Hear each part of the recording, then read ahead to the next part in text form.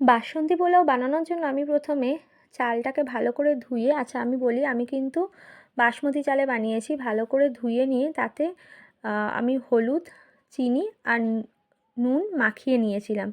তারপর কড়াইতে দিয়েছিলাম ঘি। ঘি দিয়ে তাতে তেজপাতা, গোটা গরম মশলা, কাজু কিশমিশ সব দিয়ে ভালো করে নেড়ে আর চালটা দিয়ে দিয়েছিলাম। তো চালটা আমি প্রথমে ভালো করে নাড়িয়ে নিয়েছি, একদম শুকনো শুকনো করে, যাতে করে হলুদের গন্ধটা চলে যায়।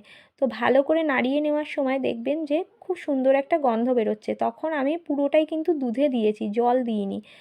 আমি প্রায় 1 মগ মতো দুধ ইউজ করেছি এটাতে। তো যতটা চাল দেবে তার থেকে 2 আঙুল উঁচু দুধ থাকবে। তো এইভাবে কিন্তু আমি একদম ঝরঝরে পোলাও বানিয়ে নিয়েছিলাম। তো দেখো তোমরা সবাই দেখতেই পাচ্ছ যে পোলাওটা কিন্তু বেশ ঝরঝরে হয়েছিল আর খেতেও দারুণ হয়েছিল।